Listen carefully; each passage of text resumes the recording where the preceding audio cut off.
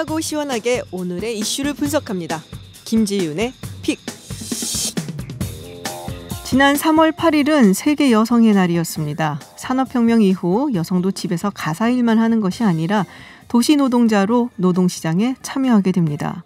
주로 섬유 방직 공장에서 일하던 여성들은 열악한 노동 환경과 성적 차별, 낮은 임금에 반대하며 1857년 미국 뉴욕에서 처음으로 조직적인 시위를 하게 됩니다. 1908년 3월 8일에는 미국의 15,000여 명의 여성 노동자들이 작업장 화재로 숨진 여성 노동자를 기리고 또 참정권과 노동환경 개선, 임금 인상 등을 요구하며 대규모 시위를 벌이게 되죠. 이후 1910년 매해 3월 8일은 세계 여성의 날로 지정됐습니다. 서유럽과 미국에서의 여성운동은 1900년대 초반 활발하게 이루어졌는데요. 주로 참정권과 노동환경 개선들을 주장하며 투쟁을 이어갑니다. 가장 기록적인 결과를 이끌어냈던 것은 1917년 여성 노동자들이 앞장서 러시아 재정 타도를 외쳤던 시위였고 그 유명한 1917년 혁명으로 당시 러시아 황제인 니콜라이 2세는 폐위됩니다. 여성운동은 이후 여러 방면으로 발전해 왔습니다. 여성의 참정권 확보에서 자신의 육체에 대한 권리, 그리고 제도적 보완이 마무리되어 가면서 인권운동으로 전개되죠. 여성의 권리는 인간의 권리이며 인간의 권리는 곧 여성의 권리이다.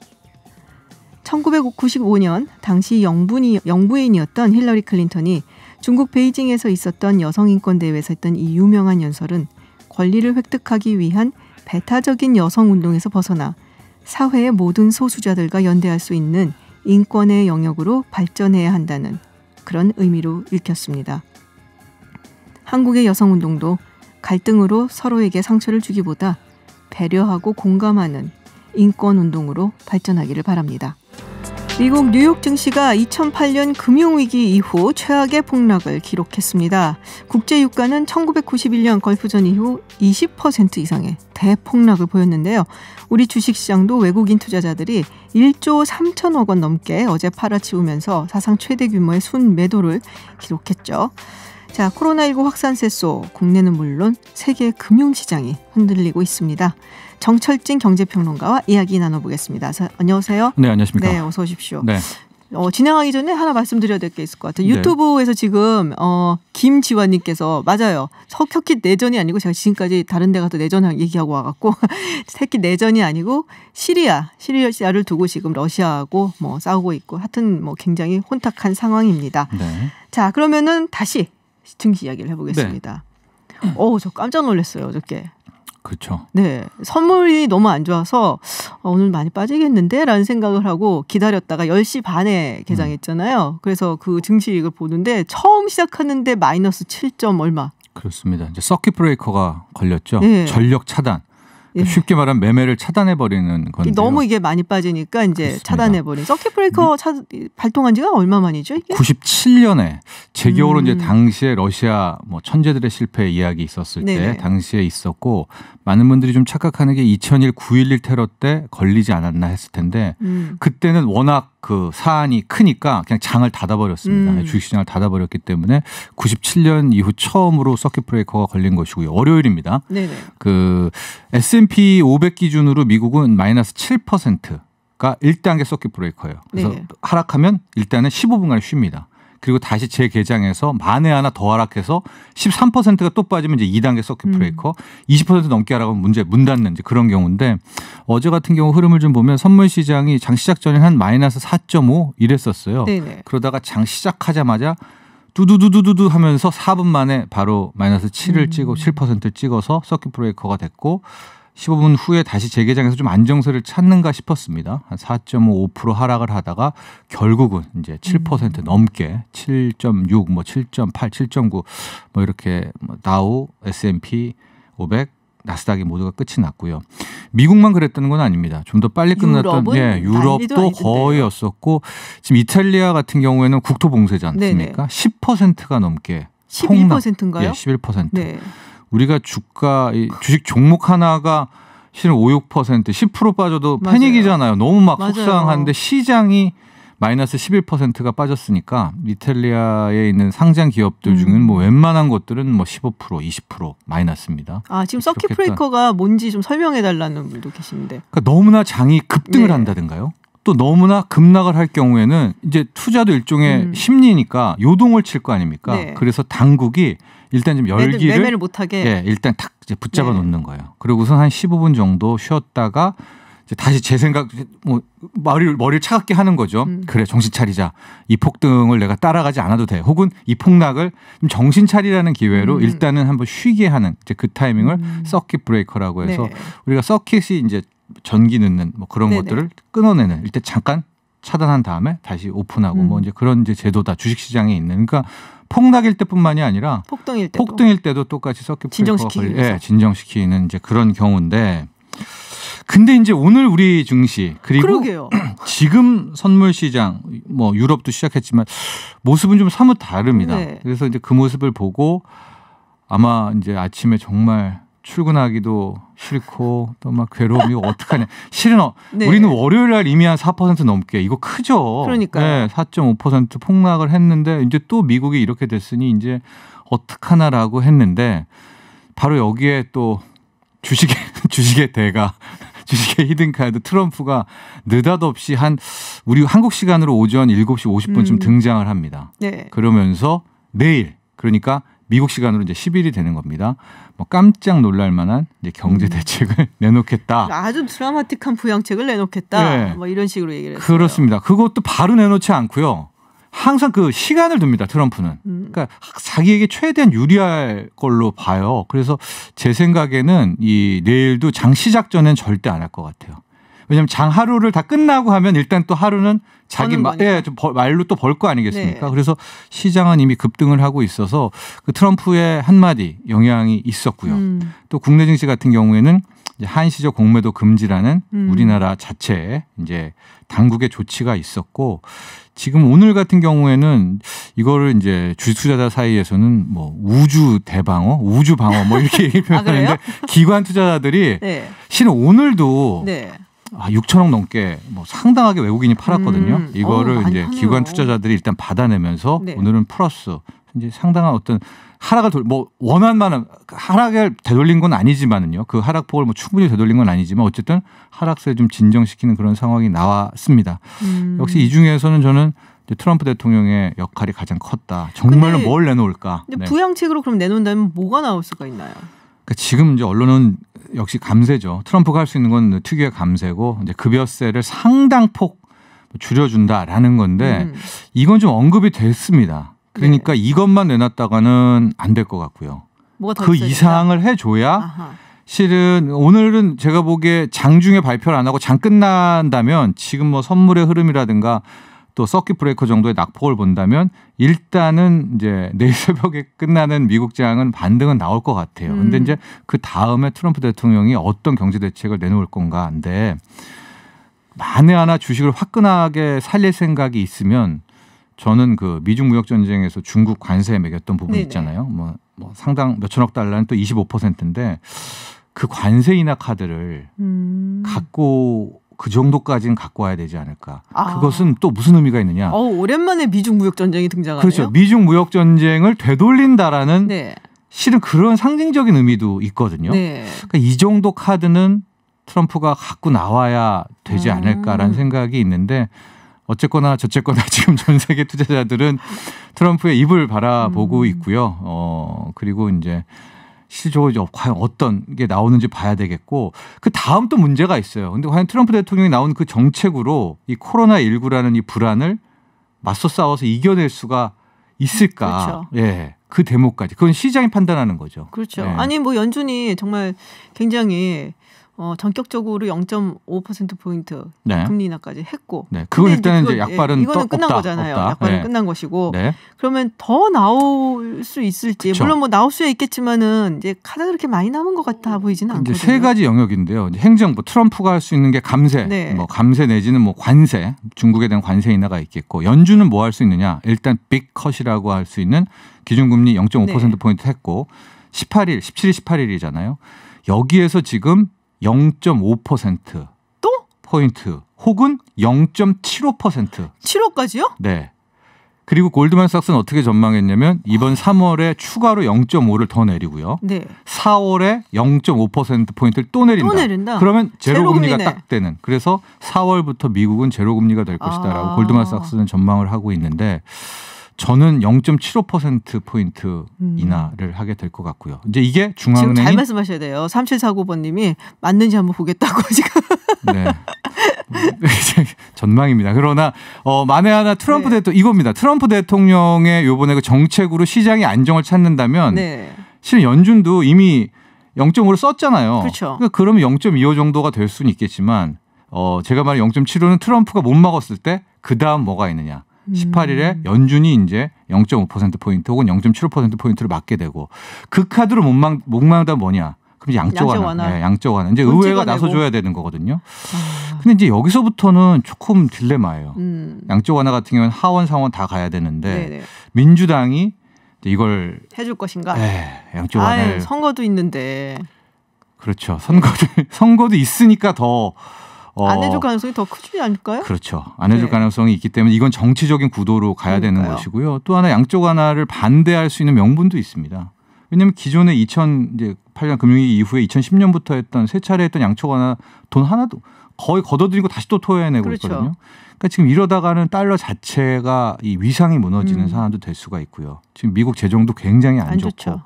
근데 이제 트럼프 대통령은 뭐 마인드 자체가 약달러니까 네, 그런. 근데 부분도. 사실 여기서 이걸 얘기를 안 할 수가 없어요. 어제 그 건에 대해서 유가. 그렇죠. 사우디하고 러시아하고 지금 한바탕 붙은 거잖아요. 그러니까. 네, 그렇습니다. 네. 실은 이제 어제 블랙 먼데이가 연출된 여러 가지 요인. 역시 핵심은 코로나19죠. 네. 거기에 대한 불안감이지만 이제 기름을 부은 건 기름이었습니다. 기름이었죠. 예, 국제 유가의 맞네. 네, 폭락도 네. 아니라 대폭락. 그러니까요. 그 전날 주말에 어떻게 끝났냐면 마이너스 10%로 끝났어요. 그것도 크죠. 네. 하루에 유가가 마이너스 10%가 빠진 그런 상황인데 그 다음부터 시작하자마자 30분 됐던데요, 지금?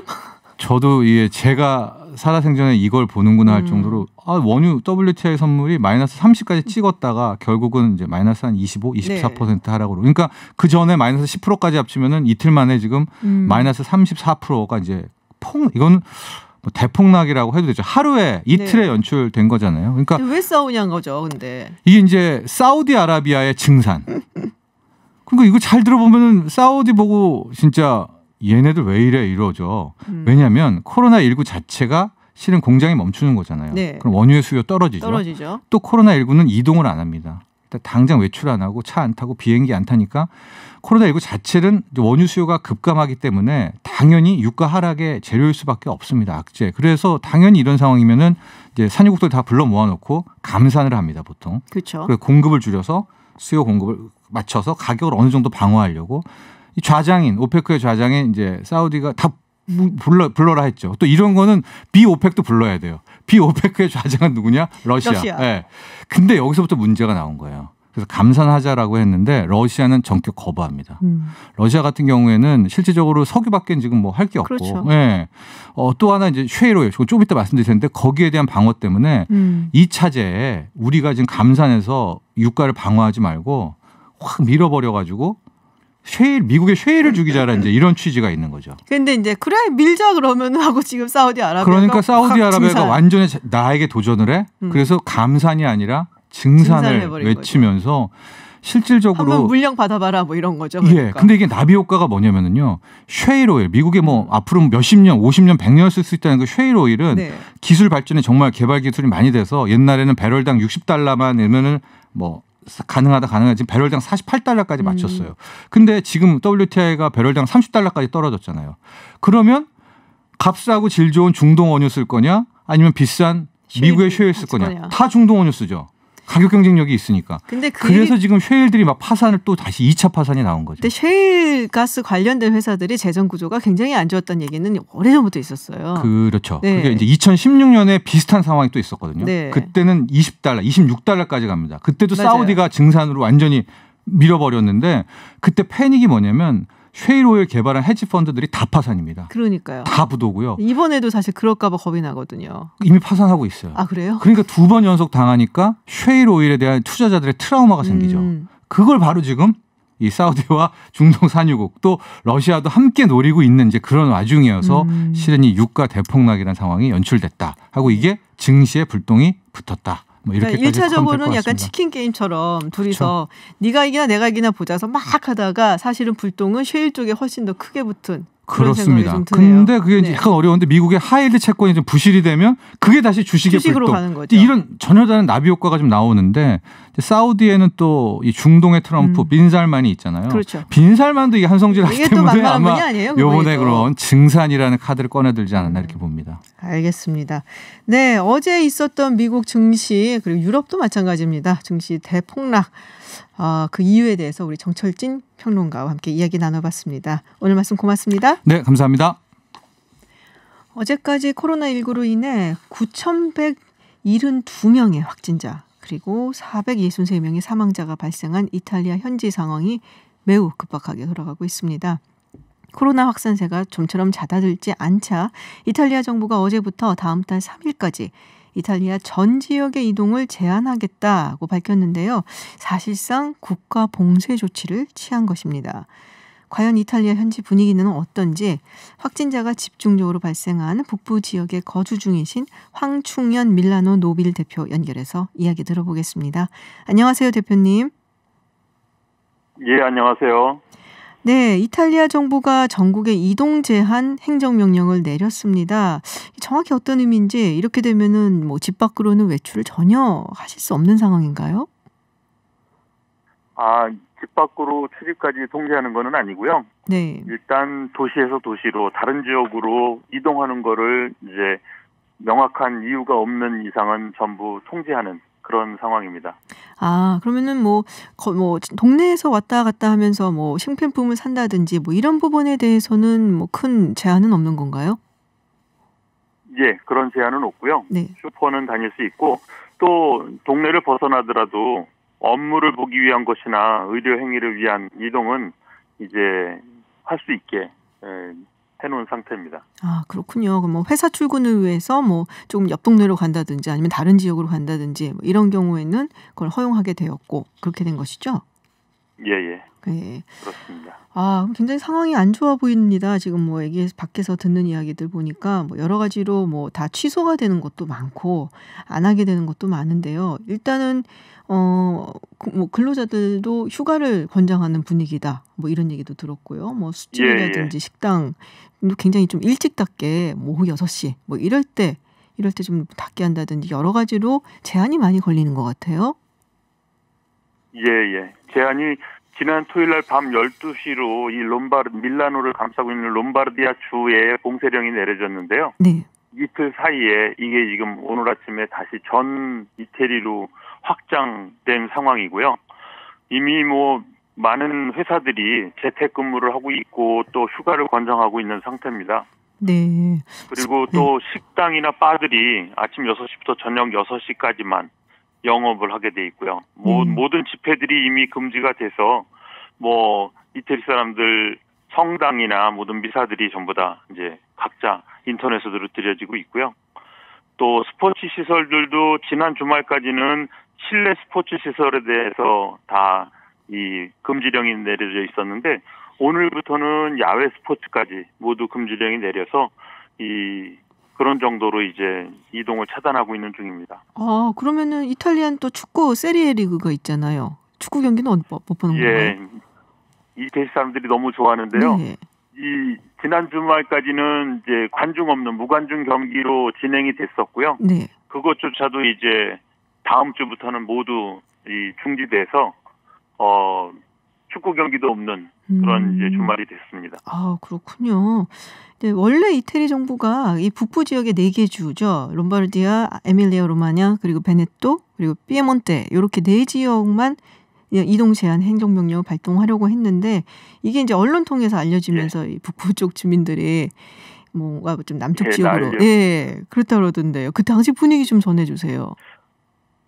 예, 그게 지난 토요일 날 밤 12시에 이제 발표되었어야 되는 그런 이 봉쇄령인데 그 갑작스럽게 발표해서 모든 사람이 움직이지 않도록 잡아주는 것이 그런 명령의 목표인데 먼저 그게 토요일 낮에 발표가 이 일간지를 통해서 되는 바람에 사람들이 우왕좌왕 이제 자기 가족들을 찾아서 떠나는 일이 생겼고 그랬는데요. 뭐 약 10,000명이 벗어났다라고 얘기하지만 이거는 뭐 대중교통을 이용한 숫자고요. 또 오늘 뉴스에는 남쪽에만도 23,000명이 유입됐다라고 얘기할 정도로 또 개인 자가용을 가지고 나간 사람들도 많고요. 그래서 많이 떠났고 많은 기차역들이나 사람들이 혼잡한 거를 볼 수 있었는데 이제 그때는 뭐 그렇게 성급하게 막 떠나려고 한 사람들이 많았지만 그게 탈출이 이제 TV에서는 탈출이 아니라 바이러스 전파를 한다고 어리석은 행동이라고 질타하는 내용도 볼 수 있었고요. 토요일 오후가 그랬었습니다. 그렇군요. 아우, 굉장히 뭔가 좀 분위기가 뒤숭숭했겠다라는 생각이 듭니다. 지금 네. 이탈리아의 한인 교민들이 몇 분 정도 계신가요? 지금 밀라노 이 북쪽으로만 2,000명에서 2,500명 정도 잡고 있고요. 남쪽에도 그 정도라고 얘기를 하고 있습니다. 아, 그러면 로마를 비롯해서 대략적으로 그러면은 4,000에서 한 5,000여 명 정도 이태리에 계시고, 예. 그리고 밀라노와 이 북부 쪽에 한 2,000명에서 2,500분 정도 계신다. 자, 예. 이 이동 제한 명령 발동이 된 다음에 한국 한인들 사회는 어땠는지 분위기가 궁금합니다. 많이들 불안하셨을 것 같아요. 예, 물론 뭐 이제 이 바이러스 사태가 시작되면서부터 어딘지 모르게 이태리 사람들한테 우리가 좀 미안한 느낌도 있고 그랬었는데 네. 지금은 오히려 이제 그 상황이 역전된 것 같은데요. 뭐 일단은 대사관으로부터 연락이 있었고요. 이 밀라노 지역은 이제 밀라노에 총영사관이 있어서 네. 뭐 초기부터 매일 상황을 업데이트해서 메일로도 받고 SNS로도 이제 연락을 받고 있습니다. 그런 상황 대처가 아주 너무 좋아서 많은 도움을 받고 있고요. 또 이 이태리 정부의 명령에 따라서 교회들이나 성당들이 이제 온라인으로 예배를 갖고 있고 뭐 크게 동요되지 않고 있는 분위기인데요. 아무튼 그 중에서도 좀 잘 대처하고 있다라고 생각을 하고 있습니다. 그러니까 역시 정보가 힘이에요. 그러니까 뭔가를 알고 있다라는 게 굉장히 큰 힘을 사실 주게 되는데 지금 한인 중에서는 뭐 확진자가 나온 것은 없고요. 예, 아직까지는 한인 중에 확진자 소식은 못 들었습니다. 네, 그렇군요. 사실 우리나라뿐이 아니고 이 세계 각지에서 이제 그 나라마다 이렇게 사는 것들이 많더라고요. 한국 같은 경우에는 뭐 마스크를 사느라고 바쁘고 호주 같은 경우에는 또 화장지를 산다 이런 얘기들이 많이 있습니다. 밀라노나 이태리 같은 경우는 어떤가요?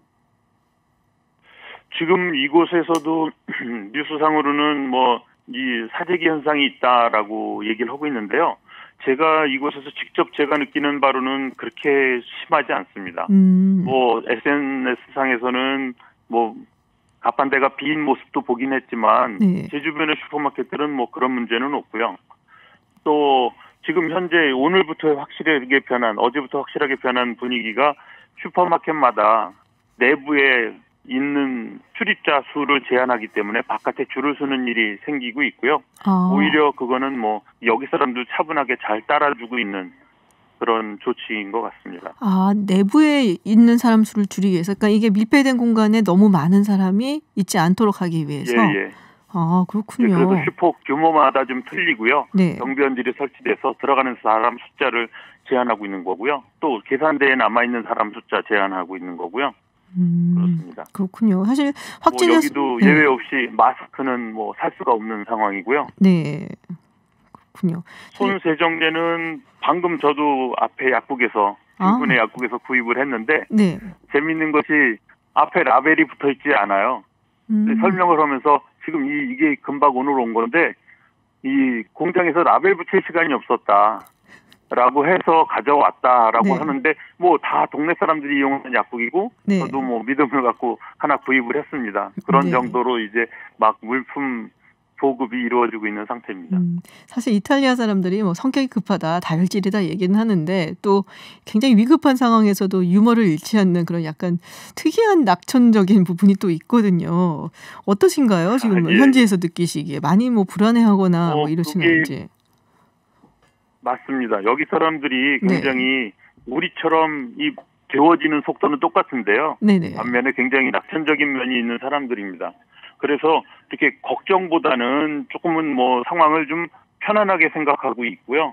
그렇기 때문에 혼란이 좀 덜 일어나고 있는 것이 아닌가라는 생각이 드는데 그 낙천적인 면 때문에 지금의 사태가 이렇게까지 위중해지지 않았나라고 생각을 합니다. 한면에서는 좀 편하게 생각하고 뭐 쉽게 생각한 면도 없지 않은데 그런 면이 지금 이제 더 좀 위험한 사태를 만들게 됐다라고 개인적으로 생각하고 있습니다. 그렇군요.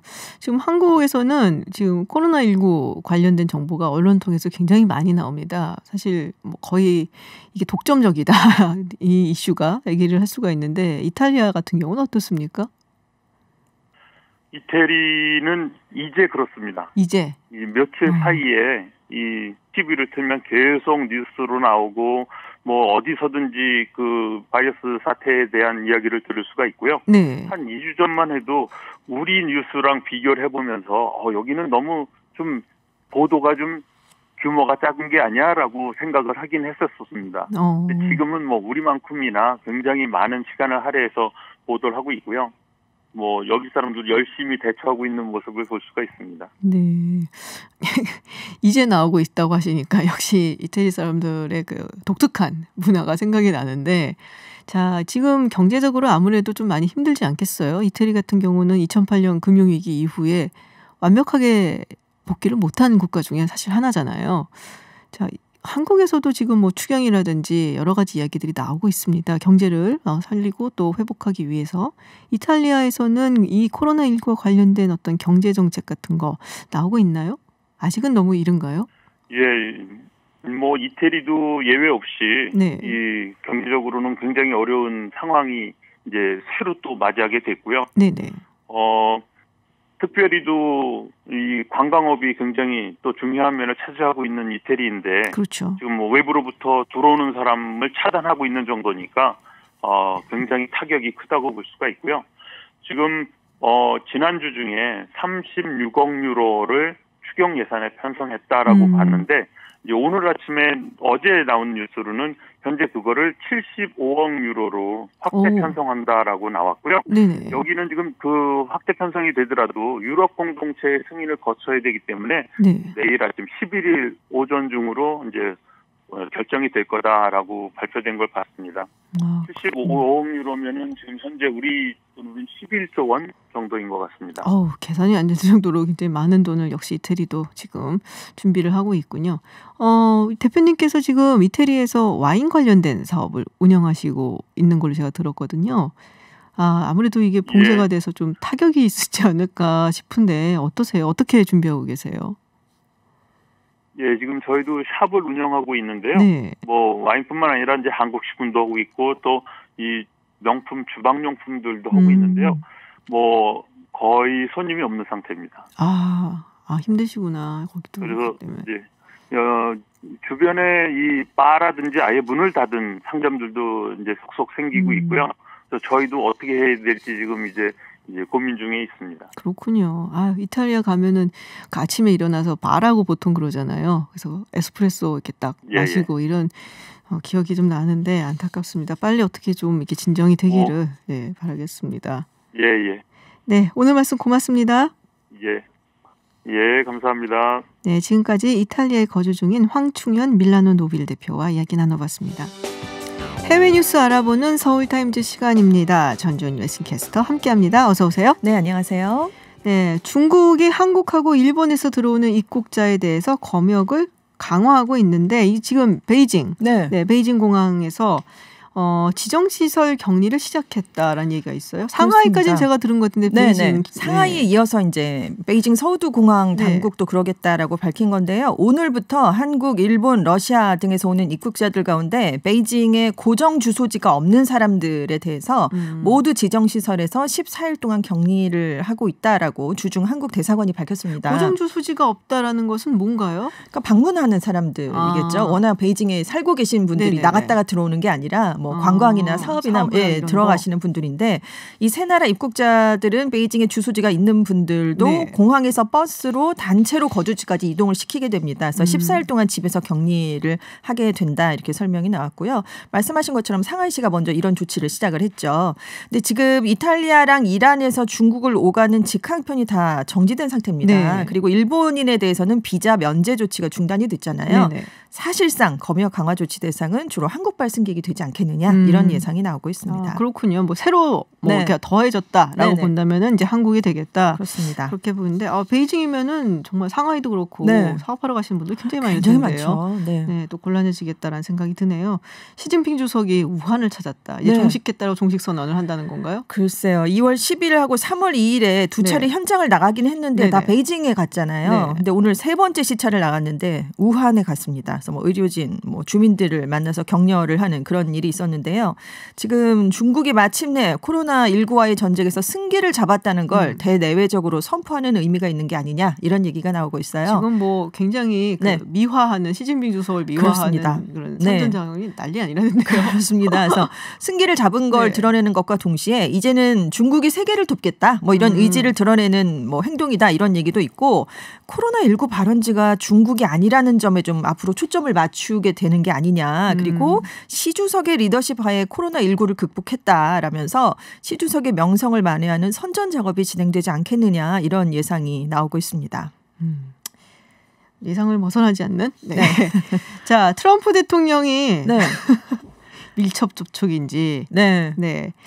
미국 공화당 의원 2명이 지난달 말에 열렸던 보수단체 행사에서 코로나19 확진자와 접촉을 하고 네. 그리고 트럼프 대통령 일정에 동행을 했어요. 그렇습니다. 자, 지금 백악관 측에서는 별 문제가 없다는데 검사 받아야 되는 거 아닙니까? 검사를 안 받았다라고 이제 백악관 측이 설명을 내놨어요. 받았습니까?라고 트럼프 네. 대통령한테 물어봤는데 그냥 나갔어요. 기자회견장에서. 받았네. 얘기를 안 하고 안 받은 게 아닌가 약간 이런 생각도 드는데요. 아니 은근 트럼프 대통령이 약간 네. 좀 이렇게 소심해요. 그리고 건강에 굉장히 신경을 많이 쓰는 네. 사람이죠. 받았네.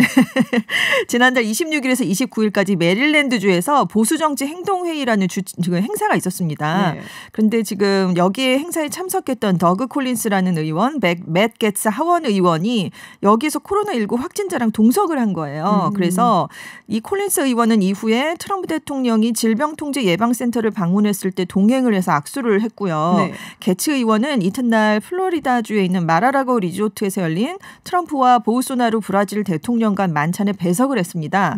그리고 이제 트럼프 대통령이 리조트에서 공항으로 이동하는 동안 같은 차량에 탑승을 했고요. 에어포스 원 전용 기에도 같이 동승을 했어요. 큰데요? 굉장히 밀접 접촉이죠. 네. 그래서 일단 두 의원이 다들 자가격리에 들어갔습니다. 근데 일단 증상은 없는 상태라고는 해요. 네. 그래서 지금 노출됐을 가능성이 있지 않느냐 이렇게 언론들이 많이 질문을 했습니다. 트럼프 대통령도 좀 조사를 해봐야 되는 게 아니냐. 근데 이제 백악관 측의 설명은 대통령이 코로나19 확진자와도 오래 밀접하게 교류한 적도 없고 증상도 보이지 않기 때문에 검사를 받지 않았다 이렇게 설명을 내놓긴 했습니다. 약간 그런 것도 있을 거예요. 트럼프인데 나는 내가 대통령인데 나는 코로나19 따위 걸리지 않아. 막 이런 모습을 좀 보여주고 싶은 것도 있을 수 있어요. 하고 문제 없다고 계속 얘기를 했는데 자기가 걸려버리면 그러니까요. 체면이 서질 않잖아요. 그 얘기도 했었다면서요. 뭐 독감 때문에 죽는 사람이 어디냐. 그리고 또 자기 할아버지가 스페니시 스페인 독감으로 돌아가셨다면서요. 그러니까요. 그런 얘기도 있었고 아주 여러 가지 지금 해프닝이 나오고 있는데 일단 미국 보건당국이 고위험 감염군으로 이제 지목하고 있는 연령대가 70대 이상입니다. 나이 많죠. 트럼프 대통령도 73세잖아요. 네. 그래서 이제 대규모 군중 행사를 좀 자제해야 되는 게 아니냐. 그리고 현직 대통령이니까 맞아요. 만약에 코로나19에 걸리면 굉장히 파장이 크거든요. 그래서 그런데도 트럼프 대통령은 유세 일정을 계속 소화하겠다 이런 입장을 굽히지 않고 있습니다. 그렇군요. 강하다. 스트롱맨 이거 보여주겠다. 그렇죠. 이런 것 같은데. 네. 자, 미국 의회까지 지금 잠정 폐쇄를 놓고 이야기를 나누고 있다고 합니다. 그렇습니다. 지금 양당 지도부에서 의회에서의 투표와 활동을 취소해야 된다는 여론이 조금씩 나오면서 높아지고 있는 추세라고 그래요. 거의 왜냐하면 상원의원, 하원의원들이 평균 연령이 역대급으로 높아요. 그렇습니다. 지금 민주당 지도부 전원, 상임위원장 다수, 상원의원의 3분의 1이 70대 이상이랍니다. 그러니까요. 네, 고위험군 그 연령대잖아요. 그냥 평균 연령도 상원이 한 60 몇 세인가 그렇고 하원도 한 거의 60세예요. 58세, 59세. 지금 연령대도 높은데 지역구에 가서 굉장히 유권자들하고 이익단체들하고 계속 만나야 되는 게 이 직업의 특성이 명이잖아요. 그러고 이제 의회에 돌아올 수 있으니까 누구를 또 만나고 돌아왔느냐 이런 얘기가 나올 수 있기 때문에 지금 또 의원들이 지금 몇 명이나 자가격리 들어갔잖아요. 아까 말씀드린 두 의원 말고도 다른 하원 의원 4명도 증상을 보이진 않았지만 지금 자가격리 중이거든요. 네.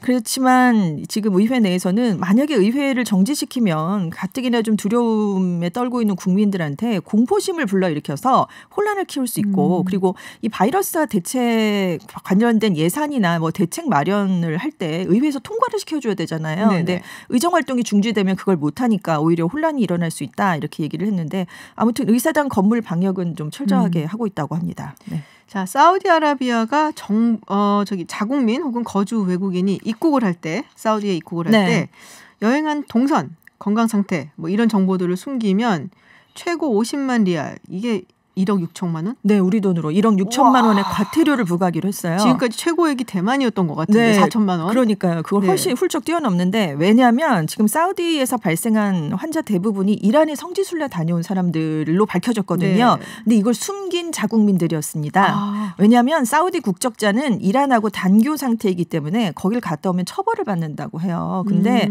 사우디에도 소수 시아파 무슬림들이 있는데 성지순례를 하러 바레인이나 아랍에미리트 등을 거쳐서 이란을 다녀오는 경우가 있다고 합니다. 그래서 실제로 일본 확진자도 이란 방문 사실을 숨겼다가 양성 판정을 받은 뒤에야 이란에 갔다 왔다 이렇게 자백을 한 걸로 알려져 있어요. 그래서 사우디 정부가 지난달에 이란에 입국한 사우디 국적자의 명단을 달라 이렇게 이란 정부에 요구를 했다고 합니다. 그리고 5일에서 7일 동안 자진 신고를 받았어요. 그리고 8일에는 시아파가 집중적으로 거주하는 동부의 카티프시라는 곳을 봉쇄했습니다. 지금까지 15명의 확진자가 나왔거든요. 그런데 이제 이걸 어기게 된다면 정확하게 밝히지 않는다면 이렇게 1억 6천만 원의 과태료를 물린다고 합니다. 어마어마하죠. 그러니까요. 이 뉴스도 흥미로웠습니다. 이란 정부가 국민의 외출을 막기 위해 인터넷 가입자에게 8일부터 100GB 용량의 공짜 데이터를 제공하기로 했다. 이게 일반적으로 한 140편의 영화를 다운받을 수 있는 용량이래요. 140편이요? 네, 그렇다고 합니다. 근데 이제 이란 정보통신규제위원회가 코로나19 전염을 막으려면 사람들이 외출을 자제하고 집에 있어야 된다. 근데 맞는 얘기죠. 그렇죠. 맞는 얘기죠. 그래서 8일부터 19일까지 ADSL, 즉 비대칭 디지털 가입자 회선 가입자에게 그렇게 100GB의 인터넷 패키지를 무료로 제공하기로 했습니다. 근데 유선 인터넷이에요. 왜냐하면 집에 있어야지 그렇죠. 이게 밖에 나가면 안 되니까 있는 거니까 모바일로 막 바로 집에서 꼭 이렇게 하기 위해서 지금 유선 인터넷만 적용을 시키기로 했는데 이란 국민들이 대체로 환영을 하는 분위기긴 합니다. 그런데 이란 정부가 지금 유튜브라든가 트위터, 페이스북 같은 유명한 소셜 네트워크 서비스를 다 차단하고 있거든요. 그러니까 이란 국민들 사이에서는 이렇게 이란 국민들이 원하는 서비스를 풀어줘야 오히려 집에 있지 않겠느냐. 이게 훨씬 더 효과적이다. 뭐 이런 냉소적인 반응도 동시에 나오고 있다고 합니다. 볼거리를 좀 제공을 해줘야지. 그러니까 집에서 이거 보고 그냥 하면서 있을 거 아니에요. 저도 볼 게 없으면 안 하게 되니까요.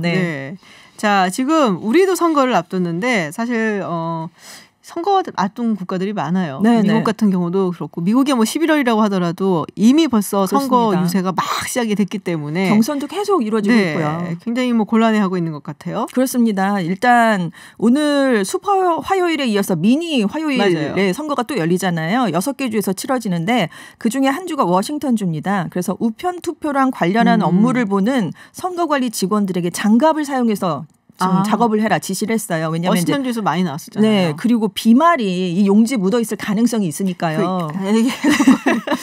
뭐 기침을 했을 수도 있고, 그렇죠. 그러니까 이제 그걸 고려해서 하게 했고. 미국에 있을 때 저도 기억이 나는 게. 봉투에 풀이 이렇게 묻어 있어요. 약간 그래서 이렇게 침으로 발라서 하고서는 붙이는 경우가 많아요. 그렇군요. 그걸 조심해야 되니까 아무튼 장갑 착용을 권고를 했고요. 이스라엘이 2일에 총선을 했습니다. 근데 그때 당시 확진자가 7명 정도였는데 감염병 확산을 우려해서 자가격리자들을 위한 천막 투표소를 운영했다고 그래요. 그래서 자가격리 상태였던 유권자들이 장갑하고 마스크를 착용하고 야외에 좀 떨어진 곳에 마련된 천막 투표소에서 투표를 투표를 하게 했습니다. 근데 지금 전 세계적으로 확진자가 지금 11만 명을 넘어선 상황이거든요. 그래서 간이 투표소 설치로 이걸 다 막을 수 있겠느냐. 그렇죠. 약간 이렇게 회의적인 반응도 나오고 있어요. 그래서 지금 일부 국가에서는 선거 연기라는 초유의 사태 가능성도 제기가 되고 있습니다. 지금 대표적인 선거를 앞둔 국가가 뭐 미국, 우리도 마찬가지고요. 폴란드, 영국, 멕시코 등이 있거든요. 영국이 선거가 있나요? 선거가 있다고 합니다. 네, 총선은 아닌 거 그럼 다른 선거가 네, 그렇습니다. 그래서 지금 가디언지는 영국 내무부가 정부 측 변호사에게 지방선거가 있군요. 5월 7일에 지방선거를 연기할 가능성에 대해서 법률적 자문을 구했다. 이렇게 보도를 내놓기도 했습니다. 그렇군요. 알겠습니다. 해외 소식 오늘 여기까지 듣도록 하겠습니다. 지금까지 전주현 캐스터였습니다. 오늘 고맙습니다. 네, 감사합니다. 네, IT 속으로 오늘도 김덕진 한국인사이트 연구소 부소장님과 함께합니다. 어서 오세요. 네, 안녕하세요. 언제 소장님 될 거예요? 아유, 저는 영원히 부소장이 좋습니다. 왜요? 소장님 얘기 좀 해볼까? 한번 몰아볼까? 책임을 너무 많이 져야 돼서 저는 그냥 열심히 방송하면서 저 소장 되는 순간 방송 못 나올 수가 있어요. 그래요? 네. 안 되겠다. 알겠습니다. 그러니까 방금 코로나 얘기에서 이제 그 코로나19 중에서 해외에서 이제 데이터를 무제한 이제 제한을 제공해준다 있었잖아요. 국내도 비슷한 거 있는 거 아세요? 그래요? 국내에는요 지금 코로나19 확진자 격리자들한테 국내 한 스트리밍 서비스 무료로 지원해주고 있어요. 네, 그래서 이제 집에서 계속 계시는 분들 영화나 이런 거 보고 싶으실 때 이 서비스 좀 활용해 보시는 거 좋을 것 같습니다. 자, 타다금지법 이야기를 해보겠습니다. 네. 통과가 됐어요. 타다금지법. 그렇죠. 네. 이게 제가 그 주말이었고 토요일 밤인데 정확하게 이제 금요일에서 토요일 넘어가는 시간이죠. 거의 12시 정도였는데 그때 유튜브에요. 이거를 실제로 스트리밍을 해줬었거든요. 네네. 근데 법안 통과하는데 2,000명 넘게 계속 보고 계셨어요. 오. 네, 그러니까 그만큼 많은 분들이 관심이 있었고. 그거에 그렇게 관심을 가지고 보신단 저도 처음으로 말이에요? 봤거든요. 전 법안이 그렇게 빨리빨리 통과되는지 몰랐어요. 그때까지 뭐 한 거야 그러면? 갑자기 막 이러고 있다가 갑자기 보니까 넘어가는데 재밌는 거는 타다와 관련된 이야기 전에는 토론이 있더라고요. 그러니까 그 전에 계속 땅땅땅땅 하고 넘어가는데 토론 신청을 해서 그 앞에서는 이제 3명의 국회의원분들이 각자 다른 생각을 얘기하고 그리고 나서 이제 했는데 결국에는 이게 이제 여객 자동차 운수 사업법인데요. 개정안에 대해서 재석의원 185명 중에 찬성 168명, 반대 8명, 기권 9명으로 통과가 됐었습니다. 네. 다만 이제 법 시행까지는 1년 6개월의 유예 기간이 있긴 합니다. 그렇군요. 이게 사실은 그 전에 재판이 있었잖아요. 그렇죠. 네, 타다 관련된 재판. 근데 박재욱 대표, 이재용 대표 무죄를 받았단 말이에요. 그렇죠. 그래서 이 판결에서 무죄를 받아서 그럼 타다금지법은 어떻게 되는 거지? 했었는데 거기서는 무죄고 이 타다금지법은 금지법대로 통과가 됐다. 그렇죠. 자, 그러면은 이게 타다금지법이라고 얘기를 하지만 사실 타다금지법이 이름은 아니에요. 그렇죠. 이름은 아닌데 정확하게 이름을 얘기를 하자면 여객 자동차 운수 사업법 개정안. 맞습니다. 자, 그럼 어떤 개정안의 그 항목 때문에 지금 이게 금지법으로 불리게 된 건지 앞으로 그러면 1년 6개월 후에 뭐가 달라지는 건지. 일단은 그 말씀하신 대로 그 전에 무죄 판결이 났고 그리고 법안이 통과가 됐잖아요. 이 무죄 판결이 났을 때 내용을 보면 정확하게 이제 그 내용을 좀 간단하게만 해석드리면 이겁니다. 법이 없으니까 무죄다. 근데 이제 법이 생긴 거예요. 그러니까 아마 지금 이후로는 똑같은 게 나오면 유죄가 될 확률이 높아진 거죠. 네, 그렇게 생각하시면 정확합니다. 그래요? 그러니까 이제 여러 가지 판결의 내용이 있지만 이제 우리나라의 어떤 법에도 정확하게 그것에 대해서 법안에서 정해지지 않은 상황에서는 보통은 이제 그걸 유죄로 하지 않는 거예요. 그러다 보니까 이제 내용을 살펴보면 이런 것에 대해서 명확하게 아직까지 법이 없는 상황이었기 때문에. 그런데 이제 사람들이 예상했던 거는 어쨌든 무죄가 됐으니까 어떤 그 다음에 있던 법안 통과에 영향을 미칠 것이다라고 이제 생각을 했었던 거죠. 근데 오히려 더 빠르게 지금 움직였어요. 생각보다. 그러면은 검찰이 항소하면은 어떻게 되는 거예요? 그때 판결이 부분에서는 지금부터는 법안이 생겼기 때문에 향후에 어떻게 될지에 대해서는 좀 지켜봐야 되는 부분이 있습니다. 근데 아마 그래서인지 몰라도 상당히 이제 타다가 지금 빠르게 움직인 게 있어요. 일단은 이 지금 나오는 이슈부터 정확하게 설명을 드리면 타다금지법이라고 불리는 여객자동차 운수사업법 개정안이 크게는 두 가지가 있습니다. 한 가지는 49조 2항이 있고요. 두 번째는 34조 2항이 있는데 이 중에서 이제 34조 2항이 소위 타다금지법으로 불리게 된 이유예요. 왜냐하면 이게 어떻게 된 거냐면 지금처럼 타다처럼 뭔가 11인승이나 15인승의 승합차로 운행을 할 경우에 지금의 법에서는 어떤 그 가이드라인이 뭐 예를 들어서 소위 이제 기사를 포함시킨 어떤 렌터카도 가능한 틈이 있었단 말이에요. 근데 이걸 정확하게 어떻게 했냐면 일단 그렇게 할 거면 관광 목적으로 대여 시간이 무조건 6시간 이상이어야 된다. 그리고 두 번째는 대여 또는 반납을 공항이나 항만에서만 해야 된다. 그리고 세 번째는 그렇게 만약에 임대를 하더라도 그 사람을 이제 만약에 기사를 알선을 하더라도 그 두 가지 조건이 무조건 돼야 된다는 거예요.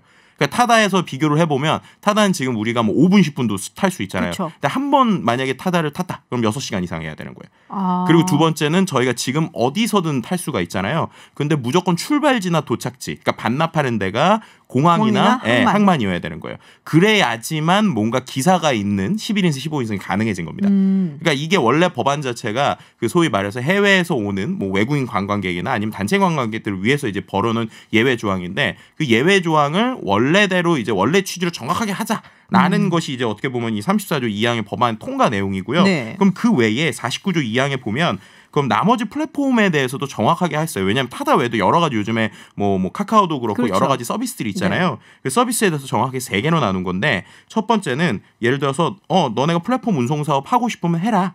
단 조건이 있는데 기여금을 내서 택시 총량 내에서 플랫폼 운송 면허를 부여받아야지 렌터카라도 할 수 있다라는 거예요. 그러니까는 예를 들어서 제가 렌터카를 빌려서 이런 타다 비슷한 서비스를 하고 싶은 거예요. 그러면은 지금까지는 그 틈새를 이용해서 할 수 있었는데 앞으로는 하려면 일정의 기여금을 내야 됩니다. 그 기여금의 목적은 지금 있는 택시들도 결국에는 택시 라이선스 따기에서 돈을 받았기 때문에 네네. 거기에 대해서 돈을 내야 된다. 근데 아직까지 이게 얼마다 이런 구체적인 내용까지는 정해지지는 않았어요. 그게 아니면 두 번째는 이제 그러니까 운송 가맹이라고 그래서 지금 있는 택시들과 뭔가 손을 잡고 같이 가맹 사업을 하면 가능하다. 그리고 세 번째는 우리가 이제 카카오 T처럼 그냥 앱으로 부르는 거. 셋 중에 하나라는 거예요. 그러니까 결론은 뭐냐면 택시랑 같이 하든지 택시처럼 돈을 내고 하든지 아니면 앱만 해라 이런 거죠. 네, 이제 그 외에는 아까처럼 여러 가지 이제 규정들을 만들다 보니까 현재 상황에서 타다는 좀 할 수가 없는 이런 상황으로 좀 만들어진 것이죠. 카카오가 약간 비슷하게 하지 않나요? 그렇죠. 근데 네. 거기서 이제 다른 것이 카카오는 이미 택시 라이선스를 그래서 샀어요. 그러니까요. 네, 택시 회사를 이제 산 것이기 그런 때문에 식으로 해라. 네, 그렇게 하면은 이제 이 법안에서 이제 문제되는 건 없는 거죠. 일종의 플랫폼 운송 가맹 사업에 가까운 형태라고 볼 수 있는 거죠. 근데 희한한 게 이 타다를 두고서 그러니까 일종의 우리가 IT라든지 네. 뭐 약간 앞선 기술을 가지고 사업을 하시는 분들의 반응이 달라요. 그렇죠. 물론 이제 뭐 타다의 이재용 대표 같은 경우야 뭐 당연히 우리가 이게 왜 뭐 금지된 것이냐, 뭐 이게 4차 산업의 뭐 얘기도 나오고 공유 산업 얘기도 나오는데 이찬진 대표라든지 그리고 또 누구죠? 그 베어베터 지금 현재 대표를 하고 계시고 네이버 공동 창립자였죠. 네네네. 제가 이름이 갑자기 생각이 안 김 뭐였던데 김정호. 네네. 네, 그분도 굉장히 강력하게 비판했었어요. 네네네. 네. 그 외에도 뭐 많은 네. 분들이 그러니까 이것처럼 IT가 반으로 갈린 적이 별로 없는 것 같아요. 근데 이제 양쪽의 의견을 들어보면 양쪽 다 좀 고개를 끄덕거릴 수가 있게 해요. 일단은 타다의 어떤 옹호하는 이제 타다의 법안에서 옹호하시는 분들은 이번 결정에 대해서 상당히 충격을 받고 있습니다. 특히나 어떤 것을 충격을 받고 있냐면 토론에서 어떤 의원이 이런 얘기까지 했어요. 지난 2년 동안 혁신을 빙자한 사기꾼에 의해서 대한민국 전체가 휘둘려왔다. 엄청나게 센 발언이죠. 와, 진짜 세다. 네, 그러다 보니까 그거를 듣고 이제 이재용 대표가 바로 1시간 있다가 어떻게 썼냐면 저는 실패했지만 누군가는 혁신에 도전해야 되는데 사기꾼 범죄 집단으로 매도당하면서 우리가 도전해야 될 이유가 없다. 이런 식으로 이제 강하게 나온 것이에요. 그러니까 이 부분에 대해서 이제 상당히 좀 충격을 받은 부분이 있고요. 반대로 이제 말씀하신 대로 이찬진 대표 같은 경우는 이제 소위 이 법안 자체에 대해서 오히려 이렇게 얘기했어요. 개정안이 타다금지법이 아니라 모빌리티 혁신법으로 후세에 기억될 것이다. 그래서 타다가 좌절하고 패배한 것이 아니라 위대한 변화를 만드는 과정에서 계기를 만들고 인식을 바꿔준 것이다. 그래서 이제 힘들지만 충실히 역할을 해줬고 나중에 정당한 평가를 받을 거다. 뭐 이런 식의 얘기를 했다. 약간 근데 그 선을 받아. 그렇죠, 그렇죠. 아유, 그러네요. 네. 네, 그러면서 오히려 이제 그 나머지, 그러니까는 뭐 지금 카카오 모빌리티도 그렇고 한 뭐 6, 7개 정도의 모빌리티 기업들이 있는데요. 네. 그 기업들 중에 이제 카카오를 빼고 난 나머지 한 6개 회사 정도는 오히려 그 각계각층이 이걸 같이 도출해낸 법안이기 때문에 네. 개정안에 대해서 오히려 통과를 환영한다. 뭐 이런 식의 이제 이야기까지도 하기도 했습니다. 아, 그렇군요. 타단지 어떻게 하는 건가요? 타다 같은 지금 경우는요. 뭐 안 하겠다는 얘기를 지금. 네, 네. 맞습니다. 이제 이 법안 자체가 말씀드린 유예기간 1년 반이에요. 네네. 그래서 지금 상태로 그대로 두면 1년 6개월 있으면 이제 그 이후엔 불법이 되는 거거든요. 네. 근데 먼저 선제적으로 나왔습니다. 어떻게 나왔냐? 일단은 지금 있는 타다 베이직을 한 달 내로 없애겠다. 라고 얘기를 했고요. 이번 주에 원래 그래서 이제 소위 신입 사원들 추가적으로 인원을 더 뽑기로 했는데 그 사람들을 다 취소를 시켰어요. 그래서 이제 우리가 일을 그만할 거기 때문에 이제 이번에 뽑았지만 뽑은 사람들 신규 인력을 채용을 못한다. 그래서 채용도 이제 취소를 했고요. 그리고 이미 이제 이제 장애인들이나 장애우들이나 이런 좀 어시스턴트라고 하는 그 조금 더 이제 타다 측에서 얘기할 땐 이거는 우리가 사회 공익적으로 한 거지 비용이 안 만다라는 서비스가 있었거든요. 그 서비스는 지난주 토요일부로 이미 종료를 시켰습니다. 그런 식으로 지금 상당히 빠르게 그것에 대한 상황이다. 좀 정리를 하고 있는 상황이라고 볼 수 있죠. 그렇군요. 그러면은 불편해지겠네요. 어쨌든 이용을 하던 승객들은 그렇죠. 옵션이 아무래도 이제 거니까. 그러다 보니까 반대로는 이제 이것이 소위 이게 뭐 이제 타다에서 비판적으로 보시는 분들은 이렇게 빨리 움직이는 것 자체가 소위 타다 사용자들이 어떤 이런 것들에 대해서 약간 호소해주기를 바라는 이런 것들이 아니냐라는 얘기들도 좀 나오고 있는 부분도 있고요. 하지만 이제 타다 측에서 좀 생각을 해볼 거는 이 서비스 자체가 지금 흑자를 보는 서비스가 아니에요. 그러니까 타다 베이직 자체가 소위 지금의 가격 구조를 보면 운행할수록 적자를 보는 구조입니다. 운행할수록 적자를 봐요? 네, 왜냐하면 지금 인력도 그렇고 여러 가지에서 소위 플랫폼이라는 것들이 대부분 그런데 플랫폼 초기 때는 조금 손해를 보더라도 이제 그 사람들을 활성화하기 위해서 좀 서비스를 많이 하잖아요. 그런 부분에서 이제 약간 마이너스가 될 수 있는 부분들이 있거든요. 그럼에도 불구하고 이제 운영을 했던 거는 사람들이 타다에 대해서 많이 서비스를 이용하고 그럼 거기에 따른 규모의 경제가 있기 때문에 향후에는 서비스가 좋아질 것이다. 그리고 타다 외에 나머지 것들 예를 들면서 해외에서는 지금 그 운행 서비스를 기반으로 한 서비스에다가 카드 결제나 나머지 여행 서비스를 붙이면서 그걸로 수익을 내고 있거든요. 네, 이제 이런 방식으로 이제 그 동남아에 있는 그랩 같은 경우는 지금 그렇게 이미 그랩 카드까지 나오고 있고 타다도 아마 그런 모델을 노리지 않았을까라고 싶은데 지금 상황에서는 이제 당장 법안이 무시가 마이너스가 되고 그리고 향후에 이제 VCNC랑 타다가 원래 회사도 이제 나누려고 했었던 근데 이런 과정에서 볼 때는 수익이 나지 않는 것들에 대해서 좀 자르고 있다, 정리하고 있다라고 볼 수 있을 것 같고요. 그렇다고 타다의 모든 서비스가 없어지는 건 아니고 그중에 타다 블랙이라고 하는 그거 서비스가 비싸잖아요. 있어요. 그렇죠. 그 서비스는 뭐 계속 예를 들어 그 서비스는 멈추겠다 이런 공지는 없어요. 네, 그러니까 지금 어쨌든 돈이 안 되는 부분 그리고 사람들이 많이 쓰는 부분들을 빠르게 정리를 하고 있는 상황이다. 현재까지는. 근데 그런 식인 것 같더라고요. 요새 보면은 지금 당장 매출만 있고 그러니까 수익이 많지 않더라도 시장에서 점유율을 확보를 하기 위해서 일단은 막 이제 때려 붓는 거죠. 그렇죠. 예, 투자를 많이 하고 사실 쿠팡 같은 경우가 아주 대표적인 케이스잖아요. 근데 타다도 아마 그러고 이제 지금 초기 자본이 많이 들어간 다음에 여기를 확 잡게 되면은 그 다음에 다른 파생적인 그런 사업으로 확진해 나가겠다. 뭐 이런 계획이었나 보죠. 그렇죠. 그런 그림으로 했으니까는.